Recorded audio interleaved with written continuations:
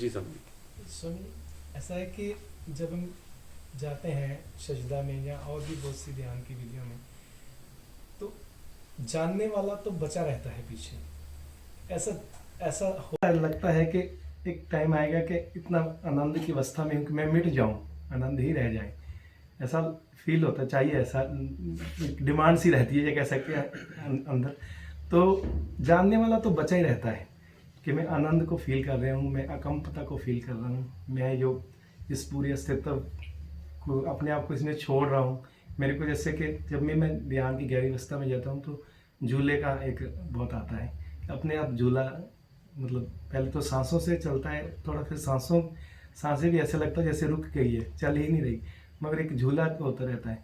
मगर फिर जब बाहर आते हैं तो सोचते लगता है कि मैं जानने वाला तो बचा रहता है, फिर भी एक द्वंद्व तो बना रहता है। देखो स्वामी जी, आप जगत में गंदे हैं, बाथरूम में जाते हैं, नहाते हैं, वहां से वापिस आते हैं, क्या आप पहले जैसे होते हैं? नहीं होते, थोड़ा बदल जाता है। अगर वास्तव में मुझसे कोई पूछे कि समाधि का अनुभव क्या है, तो मैं कहूंगा सुहाग रात में परमात्मा से मिलन जैसा। सुहाग की रात, वो मिलन की रात, और एक बार ही होती है, उसके बाद दोबारा मिलना नहीं होता। लेकिन वो एक मिलन की रात इतनी गहरी होती है कि उसकी याद लिए एक बुद्ध पुरुष पूरे जीवन भर जीता। ये बहुत, ये अंदर की बात बता रहा हूं कि उसकी परछाई में ही पूरी जिंदगी कट जाती है, इतना प्यारा अनुभव। और आप सोचते हो कि कोई ऐसा अनुभव हो कि आपको अपनी स्मृति ना रहे, वो तो पागलपन की स्थिति होगी। परमात्मा आपकी आंख से देखेगा जगत को। यही तो कारण है कि सब बुद्ध पुरुषों ने अलग अलग प्रकार से लोगों को समझाया। जिस आदमी ने जगत में जिस प्रकार के अनुभव जाने, जब परमात्मा ने उसको माध्यम बनाया तो उसने उसी प्रकार के अनुभवों के आधार पे ही जगत को समझाया। अगर वो मिट गया होता और परमात्मा रहा होता तो सबके अंदर से एक ही ट्यूनिंग होनी चाहिए थी। कभी सोचा आपने? ऐसा नहीं होता। अनुभव तो एक ही हैं सबके, लेकिन अभिव्यक्तियां भिन्न भिन्न। तो परमात्मा आपकी ही आंख से देखेगा, आपकी ही जुबान से आपके अनुभवों के आधार पे ही बोलेगा। वो अपना बीच में नहीं लाएगा। हां, अपना जब बीच में लाता है, वो कुछ और स्थितियां होती हैं, उनके बारे में मैं बात कह के आपको भटकाना नहीं चाहता। आप बस इतना जानें कि सौम्यता को पकड़ें। सौम्यता ही आपका अधिकार क्षेत्र है। सौम्यता ही आपके जीवन का आनंद है। और सौम्यता अगर आपके जीवन का वास्तविक आनंद बन जाए तो परमात्मा का परमानंद आपको उपलब्ध होता है। तो सौम्यता के आनंद पे आप निगाह रखें, परमात्मा के परमानंद पे आप निगाह ना रखें, क्योंकि वो चित्त को लालची बना देता है। वो चित्त को बहुत लालची बना देता है। बहुत से लोग हैं जो तरह तरह के अनुभवों की जो चाहत रखते हैं, उसके पीछे कारण कहीं ना कहीं शक्तियों का मिल जाना और ऐसा हो जाएगा वैसा हो जाएगा, इस तरीके की बात है। लेकिन मैं कहता हूं सावधान, जब कभी धर्म के रास्ते पे तुम्हें लालच पकड़े और तुम शक्तियों की चाह करो, तो तुम सोचना कि बुद्ध पुरुषों को कितना सताया गया। महावीर के कान में लकड़ियां ठोक दी गईं, जीसस को सूली हुई, किसी को जहर दे दिया गया, किसी को जंगलों में जीवन व्यतीत करना पड़ा। सबको पीड़ाएं नहीं। उन पीड़ाओं को याद कर लेना, और तब अगर उन पीड़ाओं को याद किया, तब आपको शशांक की याद आएगी, जो कहता है कि एक ही आनंद है मेरा कि फटी जा रही और मजा आ रहा है। यही मेरा आनंद है, यही लक्षण है। तो इसलिए अच्छी बात है कि परमात्मा का झोंका एक झूले की भांति आपको कभी कभी हल्कापन वो जीवन में महसूस होता है, स्वामी वो इतना आनंददायक होता है तो उसी को पकड़ लें बस। निकलने का दिल नहीं हाँ चाहता। तो पकड़ लें, तो क्यों निकलते हैं? एक चीज आती है कि जब भी हम किसी ऐसे एनवायरनमेंट में आते हैं, संघ में जाते हैं, किसी कहीं भी मैं जाता रहता हूँ, मतलब मेडिटेशन के लिए 2 दिन के कैंप के लिए, 4 दिन के, ये सौम्यता वहाँ तो होती है, ध्यान की परिशाई पूरे दिन पे रहती है उसकी छाया की तरह, मगर जब जाते हैं हम समाज में, वापस घर में जाते हैं तो खोती है। खोती है। हाँ, तो उसके पीछे कारण है, वो कारण भी थोड़ा समझने योग्य है। वो कारण बहुत स्पष्ट ये है कि आपको शिविरों में एक विशेष माहौल दिया जाता है, एक बहुत अच्छा एनवायरनमेंट दिया जाता है जिसकी आपको आदत पड़ जाती है। लेकिन यहाँ चिंता मत करिए, यहाँ अभी कुकर की सीटी भी आपके निकट बजाई जाएगी। अभी 2 दिनों के अंदर थोड़े से शोर शराबे से, थोड़ी सी विषम स्थितियों में भी आपको इस ध्यान से परिचित कराया जाएगा। यहाँ पे अभी आपको उंगली पकड़ के चलना सिखा रहे हैं लोग, फिर उंगली छोड़ भी दी जाएगी। हम खुद चाहते हैं कि लोग यहाँ से जब वापस जाएं तब तक उन्हें ये घर महसूस होने लगे और वो आश्रम महसूस होने लगे। और अगर इस घर में उनको आनंद आया तो विश्वास मानिए कि अपने घर जाके आश्रम जैसा ही आनंद आएगा, क्योंकि हम बहुत भिन्नता नहीं लाते। मेरा तरीका तो बहुत अलग है। मैं तो चाहता हूं कि आप यहाँ भजन भी ना सुने, कीर्तन भी इस तरीके की बातों का ना सुने, बल्कि सामान्य फिल्मी गाने और सब जो जीवन में उपद्रव चल रहा है उनमें परमात्मा की झलकियां देखने की कोशिश करें। और तब आप पाएंगे कि आप घर पहुंचे और आपके बेटे ने टीवी खोला और ये ऐसा गाना बजाया जिससे आपका आनंद भंग हो सकता था और आपने उसी में आनंद लेना शुरू कर दिया। स्वामी जी ऐसा मेरे साथ एक बार हुआ कि मैं एक प्रोग्राम करके गया था 6 दिन का यशोधारा में, तो वो बहुत गहराई वहाँ मिली। तो मैं उसके बाद एक दिन बाद ही अमृतसर में गया, तो वहाँ एक शादी थी। तो शादी में मैं गया, तो जब मैं वहाँ एंटर किया तो वो डीजे चल रहा है, वो जे, तो थोड़ी देर बाद जब मैंने अपने अंदर झांका और सौम्यता को महसूस किया, उस रिलैक्सेशन को, तो आहिस्ता आहिस्ता मुझे ऐसा लगने लगा कि ये सब कुछ मेरे भीतर हो रहा है। वो इतना शोर था कि परिवार के बाकी मेंबर जो संसारी हैं वो कह रहे थे कि ये बहुत ज़्यादा तेज डीजे है, सब दर्द होने लगे। मगर मेरे को ऐसा फील हुआ उन दिनों में कि ऐसा ऐसे लगा कि मैं ये सारा ये डीजे सिस्टम या ये पैलेस है, जो मैरिज पैलेस है, मेरे मेरे अंदर हो रहा है और मैं दूर से इसको वॉच कर रहा हूँ। तो पहली बार ऐसा हुआ था, 1-2 हफ्ते वो रहा। नहीं, मैं फिर कह दूं, आप प्लीज उसको मत पकड़िए, वो वाले अनुभव को। सागर में गोते लगाएंगे, तरह तरह के हीरे पड़े, एक ही हीरे के चक्कर में पड़ेंगे तो फिर ये फकिंग हो जाएगी। गया अंदर बाहर आया, गया अंदर बाहर आया, बस इतना ही होता है जिंदगी में। वही अनुभव फिर चला गया, वही अनुभव फिर आया, फिर चला गया, फिर आया, फिर चला गया, फिर आया, फिर चला गया। This is the fucking only. मत करिए, मैं आपको सावधान कर रहा हूं। नए नए आनंद तलाशिए। रहा होगा कोई एक आनंद, जो बीत गई सो बात गई, जो बीत गई सो बात गई। जीवन में एक प्यारा था, माना वो बेहद प्यारा था, तो खत्म करिए उसको, जाने दीजिए, नए की तरफ बढ़िए। मैं फिर आपसे कह रहा हूं, कृपया करके यहां कोई भी आदमी इसलिए ना आए कि वो अनुभव गया था, वो अनुभव मुझे वापिस नहीं, बिल्कुल नहीं। बहुत बहुत नए अनुभव हैं। आप ये कहते हैं कि मुझे वो शादी में थोड़ी देर के लिए, मैं फिर कह रहा हूं उसको समझने की कोशिश करिए। आप आप ध्यान कक्ष से ध्यान करके बाहर निकले, आप चप्पल पहनते ही तुरंत पुराने हो जाते हैं। असल में आप ध्यान कक्ष में बैठते ही उतनी देर है जितनी देर आपका आनंद होता है। फिर आनंद समाप्त हुआ तो ध्यान कक्ष से बाहर निकलते हैं, भूल हो गई। मैं आपसे फिर कह रहा हूं, कल से वो चीजें मिलेंगी आपको। आपसे कह दिया जाएगा कि आप आनंद में हैं और बीच में अचानक ही उठें और उठने के बाद थोड़ा बाहर निकलें और अपने आनंद को लेके 50 कदम तक जाएं। फिर अगले दिन फिर निकलें तो थोड़ा 150 कदम तक जाएं। परमात्मा को थोड़ा ध्यान कक्ष से बाहर निकालें। ये आदतें हैं, इसीलिए तो ध्यान कक्ष मैं कभी पसंद नहीं करता कि ध्यान कक्ष होना चाहिए। पसंद ही नहीं करता।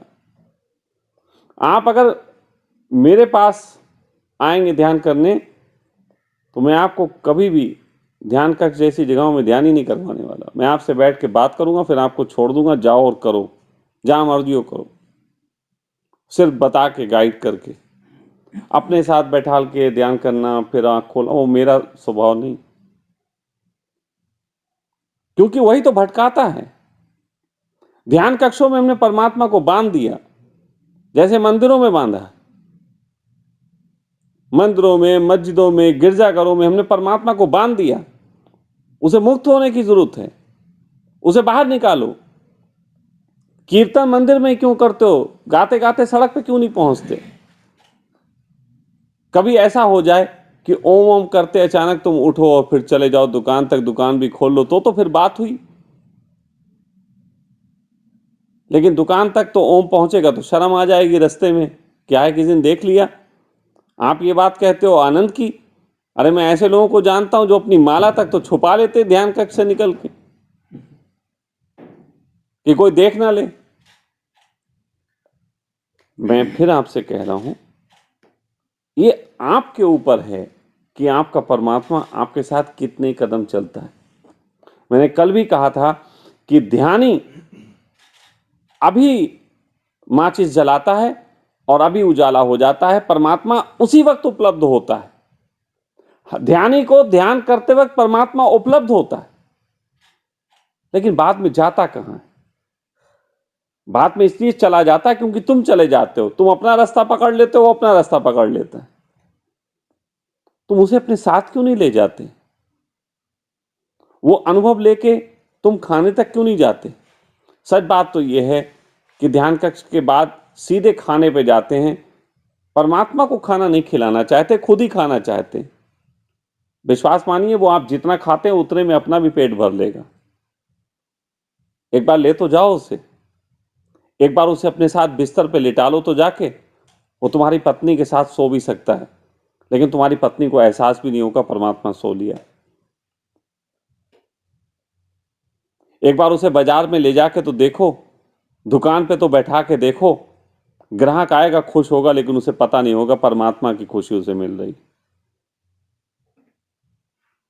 लेकिन अब अगर तुम ही ना ले जाओ तो दोष किसका? कभी कभी धोखे में कंधे पे बैठ के चला गया तो आपको वो डीजे अच्छे लगने लगा। वो डीजे अच्छा लग रहा था, आप नहीं कारण थे, ना शिविर कारण था, वो तो परमात्मा जबरदस्ती कंधे पे बैठ के चला गया, विक्रम बेताल की तरह जबरदस्ती लद गया। आप ले जाओ, आप बोलो चलते हैं, गोविंद बोलो, गोपाल यहां पे कर लोगे, चिल्ला लोगे। एक बार ऐसी बाजार में करके देखो, परमात्मा तुरंत आता। अरे कहां है मेरा प्यारा जो मुझे पुकारता है? वो वहां आ जाएगा। लेकिन बाजार में तो तुम कर नहीं पाते। मैं फिर कह रहा हूं, अपने परमात्मा को ध्यान कक्षों से मुक्त करो। ध्यान कक्षों में जाओ, उसे बुलाओ, फिर उसकी उंगली पकड़ के बोलो चलो मेरे साथ। मुझे तुम्हारी जरूरत बाजार में भी है, मुझे तुम्हारी जरूरत दुकान पे भी है। मैं चाहता हूं तुम मेरे घर में मेरे साथ रहो। लेकिन ध्यान कक्ष में जिन कारणों से वो तुम्हारे साथ होता है, वो कारण होते हैं तुम्हारी उसकी तरफ निगाह होती। तुम उसके सामने निवस्त्र होते हो, तुम उसके सामने अपने को खोल के रखे होते हो। आंख बंद करके ना तुम हिंदू होते ना मुसलमान होते, ना तुम स्त्री होते हो ना पुरुष होते हो, तुम कुछ भी नहीं होते, इसलिए वो होता है। तो अगर तुम दुकान भी कुछ ना होके जाओ, वो तुम्हारे साथ चला जाएगा। अगर तुम बाजार में भी कुछ ना होके निकल पाओ तो वो चला जाएगा। अगर किसी के राम राम कहने पे तुम्हारे अंदर से 100 में मुस्कान निकले तो वो तुम्हारे साथ रुक जाएगा। लेकिन अगर तुम हुए, वो वाले हुए जिस वाले होने के कारण तुम दुखी हो, कोई हिंदू होने के कारण दुखी, कोई मुसलमान होने के कारण दुखी, कोई आदमी होने के कारण दुखी, कोई स्त्री होने के कारण दुखी, कोई पिता होने के कारण दुखी, कोई पुत्र होने के कारण दुखी, दुख के किसी भी कारण को साथ में लेके अगर तुम घूमते हो तो परमात्मा तुम्हारे साथ नहीं घूमेगा। तो जिस सौम्यता के साथ प्रवेश करते हो ध्यान कक्ष में, उसी सौम्यता को बाजारों में बनाने का कोशिश करो। उतने ही सच्चे बाजारों में हो, वो होता है, वो तुम्हारे साथ होता है। उसने तुम्हारा साथ नहीं छोड़ा। विक्रम और बेताल की कहानी सुनी? वो कहते हैं कि विक्रम के कंधे पे बेताल बैठ जाता है। बेताल को लेके आना, बेताल को, बेताल की बड़ी कहानियां हैं, बेताल कहानी सुनाता है। विक्रम नहीं बैठता तब तक वो उसके कंधे पे रहता है। जैसे ही विक्रम बोलता है बेताल उड़ जाता है। तो बोलो ना, बोलो ना का मतलब शब्दों से नहीं। जो तुम्हारा होना है, जो तुम जगत में आके बन गए हो, उसको याद ना करना चुप होना है। जो भी जगत में आके बन गए हो, रास्ते पे लोग जाते हैं, उनसे पूछो तुम कौन, वो बताते हैं मेरा नाम ये। बोले ये नाम से तो पहचान नहीं, कुछ और बताओ। बोले मेरे बाप का नाम ये। बोले बाप का नहीं, कुछ और बताओ। बोले मेरी दुकान ये। बोले कुछ और पहचान बताओ। बोले मेरा मकान ये। तुम्हारी खुद की पहचान क्या है? जितनी भी पहचाने तुम बता रहे हो वो तो सब पराई है। खुद की कोई पहचान नहीं। लेकिन खुद की थोड़ी सी भी पहचान हो तो बोल कैसे पाओगे? महावीर से जाके कोई पूछे कि बताओ अपना पता, अपना नाम, अपनी आइडेंटिटी दो, महावीर चुप हो जाएंगे। बुद्ध से कोई आइडेंटिटी मानोगे, बुद्ध चुप हो जाएंगे। लेकिन तुमसे कोई जरा सी भी कोई बात पूछ ले, एकदम मुंह खुलाता है। ये थोड़ा सा, ये झंझटें हैं, और इन झंझटों के कारण वो बाजार में तुम्हारे साथ नहीं रहता। तो मैं बहुत निवेदन के साथ कह रहा हूं, मेरा कोई इस तरीके का नहीं है कि मैं आपको प्रेशर तो करता ही नहीं। मैं तो कह रहा हूं कि आप पात्र हो। जब जब ध्यान कक्ष में आपको मिला तो पात्र तो हो। ध्यान कक्ष से बाहर ले जाने की जिम्मेदारी के भी पात्र आपको ही बनना पड़ेगा। तो अभी तक के जो भी 7-8 साल का समय आपने ध्यान कक्ष में उसको बुलाने के लिए बनाया, तो अभी उसको थोड़ा सा बाहर घुमाओ। अली बाबा का जो चिराग होता है वो रगड़ के जिन निकलता है, बाद में उसी में घुस जाता है। तो ध्यान कक्ष में भी आप रगड़ते हो, परमात्मा हाँ प्रकट होता है, फिर उसके बाद ध्यान कक्ष में घुस जाता है। लेकिन मैंने देखी नहीं 1-2 मूवियां अली बाबा की, तो उसमें जिन उसका साथ में घूमता है बाजारों में। वो आका वाला जो संबंध है, बस वो बनाने की बात है।